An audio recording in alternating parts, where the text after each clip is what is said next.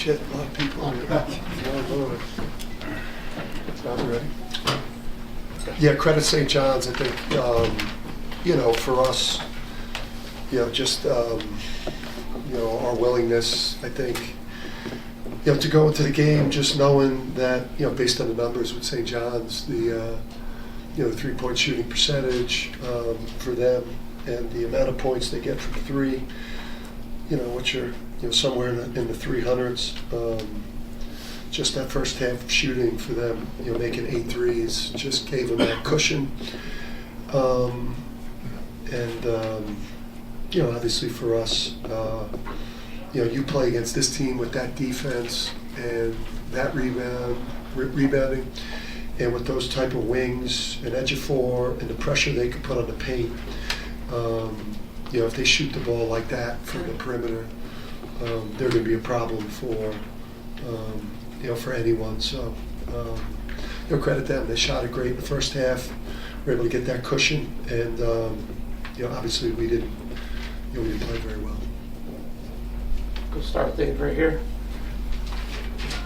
Were you content to let them try to beat you from three? I mean, not content. Look at the numbers. Yeah. The numbers are. You play the numbers, and it's not a situation here where it's like, Kadari Richmond is like devastating in the paint. Luis, is devastating at the paint. Edge of four, is a beast down there. Devion Smith is he's so fast off the dribble. He's like an American ninja. Like these guys, you gotta pick your poison, Scott. They're. It's a dangerous proposition, but you play the numbers, and you can't take. For us this year with our defense, we can't take everything away. We've got to pick something that we want to try to take away. They stepped up and made them. They haven't, shot like that a lot, but credit them. They stepped up and made them. Right here. Yeah, with Kadari, have you ever seen a guy kind of control and dominate the mid-range the way he does? And if you had to vote for Big East Player of the Year right now, is he the guy?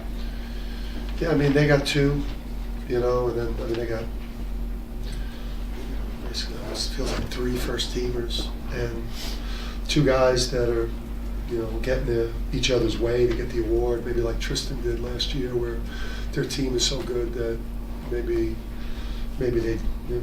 one of them doesn't get it, him or Richmond. But Richmond's like fully mature player now. He's in his 5th year. Plus he prepped at Brewster. He's a grown man out there, and they're getting the most out of him in a year that is make or break for him to make a move to get to the NBA. And his maturity level is a lot.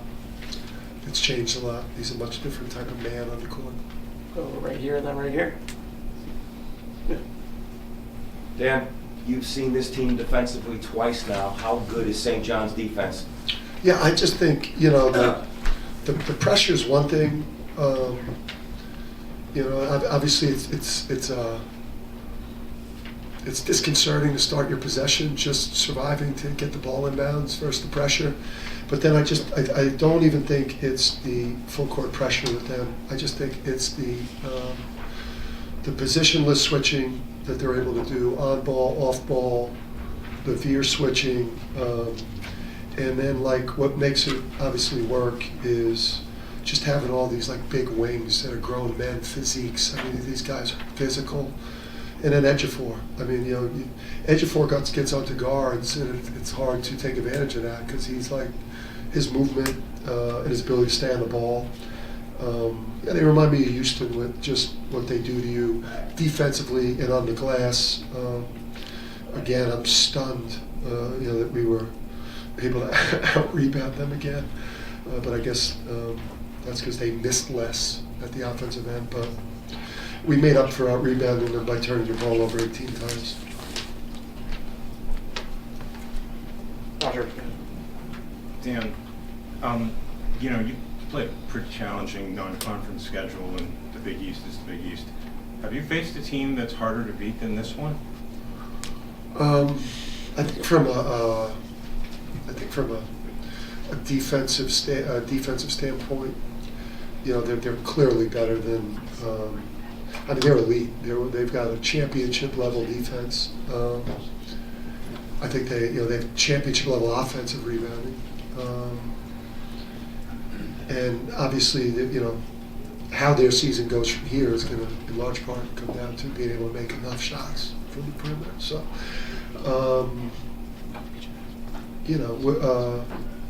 that's hard for me to project. What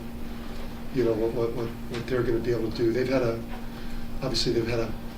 dominant Big East regular season. They had a pretty good non-conference run there, but yeah, I mean, it's hard to prepare for their physicality and their defense. If you have a defense like that, it's tough to beat. Hey, in the back. You're in the back. You talked about the first half, and at the start of the second half, you cut their lead tonight.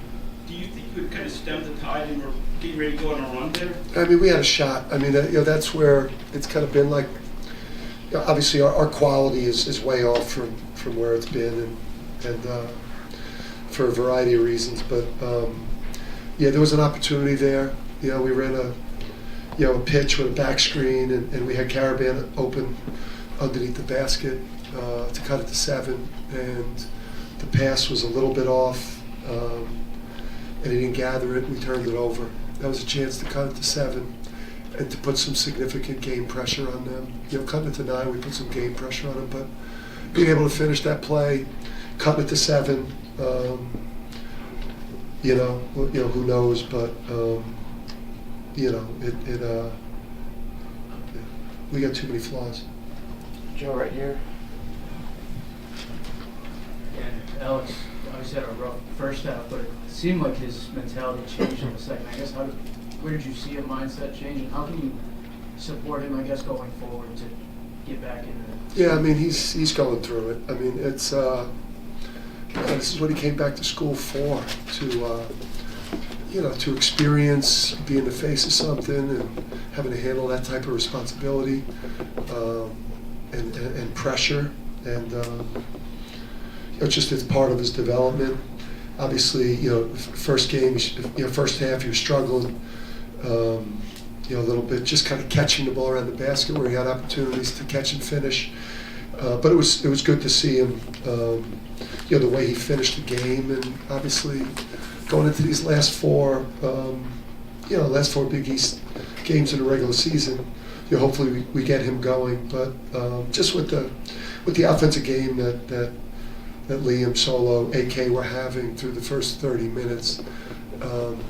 This team can't overcome that. It's not deep enough, and it's just overall. Obviously, we don't go deep enough with the quality to survive 30 minutes of that. Tom, right here. Dan, with those 4 games left, where do you see the upside, things that you can fix, that you can get better between now and when you come back there? Yeah, unlike our past teams where there was literally no bad matchups for us, there are some teams that just are not great for you. I mean, teams that pressure and full court and get after you, and we have the obvious issue with people that can handle and create and break down pressure. I just think that there's some teams you play. Some teams for us this year with this team, are maybe not great matchups. I'm not saying that the next 4 are all great matchups, but this was the first time really since Maui, the last 5 minutes of the Dayton game where the wheels came off. For this year, it's most of our losses have just been excruciating losses.